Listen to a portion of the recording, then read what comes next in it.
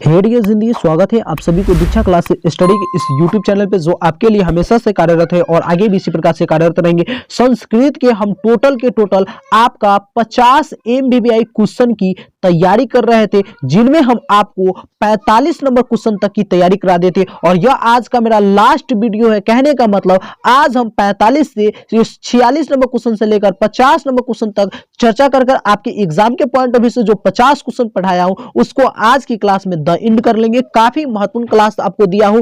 आप लोग अगर पिछले सारे वीडियो नहीं देखे तो आप जाइए, डिस्क्रिप्शन में लिंक मिल जाएगा, वहां से बेहतरीन तरीका से तैयारी कर लीजिए, क्योंकि अब यही है आपके एग्जाम में पास करने का एक आसान तरीका। ठीक है, तो 50 क्वेश्चन एकदम याद हो जाएगा। कहते हैं ना कि 2 से 3 बार एक एक वीडियो को देखिएगा, पूरा क्वेश्चन याद हो जाएगा। तो चलिए बिना देरी के हुए 46 नंबर क्वेश्चन को देखते हैं। कौन से क्वेश्चन है 46 नंबर क्वेश्चन? आइए, 46 नंबर क्वेश्चन आपका कह रहा है कि नीति श्लोका पाठ के आधार पर पंडित किसे कहा गया? नीति श्लोका पाठ के आधार पर पंडित किसे कहा गया? इसका आंसर मिल गया, जिसके कर्म को सर्दी गर्मी भय आनंद उन्नति अवनति बाधा नहीं डालते उसे ही पंडित कहते हैं। कहने का मतलब नीति श्लोक पाठ के आधार पर क्या कहा? जिसके कर्म को सर्दी गर्मी भय आनंद उन्नति अवनति बाधा नहीं करते हैं उसे ही हम पंडित कहते हैं। इतना ही नहीं, सभी जीवों के रहस्य जानने वाले तथा समझने वाले को ही हम पंडित कह सकते हैं। ठीक है, कहने का मतलब नीति श्लोक पाठ में कहा गया कि जो कर्म को सर्दी गर्मी भय आनंद उन्नति अवनति में बाधा नहीं डाले उसे हम पंडित कह सकते हैं। इतना ही नहीं, जो सभी जीवों के रहस्य को जान सके, सभी जीवों की बातों को समझ सके उसे ही हम अच्छा पंडित कहेंगे। तो इसका आंसर यह हो जाएगा। चलिए अब हम 47 नंबर क्वेश्चन देखेंगे। बहुत ही खुशी हमें महसूस हो रहा है, आपको पता नहीं महसूस हो रहा है कि नहीं, बताइएगा महसूस हो रहा है, क्योंकि हम आपको 50 क्वेश्चन की तैयारी करा दिया और ऐसे क्वेश्चन की तैयारी करें जो सीधे एग्जाम में ही पूछे जाएंगे। चलिए, तो 47 नंबर क्वेश्चन हमारा कह रहा है कि संस्कृत भाषा में वाणी का विकास कैसे हुआ? तो संस्कृत भाषा में वाणी का विकास कैसे हुआ? इसका आंसर में लिखेंगे संस्कृत भाषा से वाणी का विकास हृदय से संस्कृत पढ़ने से होता है। यानी हृदय, यानी कहने का मतलब हृदय की गहराई में जाकर अगर हम संस्कृत को पढ़ते तब हमें संस्कृत बेहतरीन तरीका से समझ में आता है और आपस में संस्कृत में बातचीत करने से संस्कृत का विकास रथ 2 गुना हो जाता है। यानी विकास का रथ 2 गुना बढ़, जैसे संस्कृत में एक दूसरे से बात कीजिएगा ना तो इसके विकास का, कहने का मतलब बहुत बेहतरीन तरीका से संस्कृत अगर आपको बोलने नहीं आता तो बोलना भी सीख सकते हैं, सब कुछ करना सीख सकते हैं। तो इस प्रकार से इसका आंसर लिख दीजिएगा। काफी इजी क्वेश्चन है। चलिए अगला क्वेश्चन देख लीजिए। ये लीजिए 48 नंबर क्वेश्चन।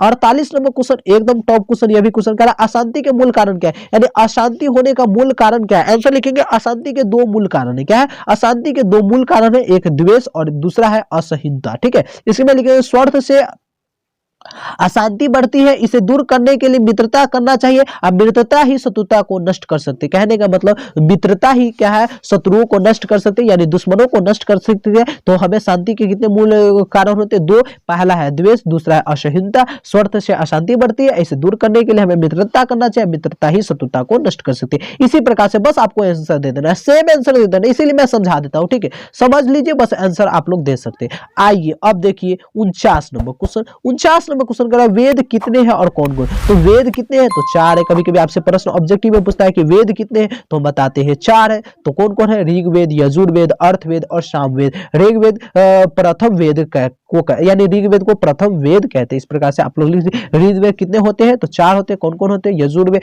ऋग्वेद, यजुर्वेद, अर्थवेद और सामवेद। चलिए आज का लास्ट क्वेश्चन देखकर इसका लास्ट को एंड करेंगे। काफी महत्व, देखिए द एंड लिखा हुआ है ना, यानी खुद से नोट बनाया हूं, काफी मेहनत से नोट बनाया हूं। ऐसे क्वेश्चन दिया हो ना जो सीधे एग्जाम में ही पूछे जाएंगे, इससे बाहर एक भी क्वेश्चन नहीं रहेगा। खाली आप 50 क्वेश्चन की तैयारी बेहतरीन तरीके से कर लेते हैं तो हम कहते हैं 50 से तो आपका ऑब्जेक्टिव कम से कम एक, यानी ऐसे क्वेश्चन पे तैयारी कराए जो आपको 50 से बहुत सारे ऑब्जेक्टिव का भी तैयारी हो जाएगा और इसी से सब्जेक्टिव क्वेश्चन को घुमाया जाएगा तो अब बहुत सारे सब्जेक्टिव क्वेश्चन का भी आंसर आपको याद हो जाएगा। चलिए 50 नंबर क्वेश्चन को चर्चा करते हैं। 50 नंबर क्वेश्चन कह रहा है वर्तमान में विश्व की स्थिति का वर्णन कीजिए। यानी वर्तमान में विश्व की स्थिति कैसा है, इसको वर्णन करने के लिए आपसे संस्कृत में पूछे तो आंसर में क्या लिखेंगे? आइए समझते हैं। आंसर में लिखेंगे वर्तमान में विश्व में प्रायः सभी देशों में अशांति और कलह छाए हुए। कुछ देशों में आंतरिक समस्या है तो कुछ देशों में परस्पर शीत युद्ध चल रहा है। संपूर्ण संसार में अशांति के कारण मानवता का विकास हो रहा है। विध्वंसकारी यानी विध्वंसकारी अस्तित्व एवं मानवता का विनाश का भय व्यक्त हो रहा है। कहने का मतलब क्या?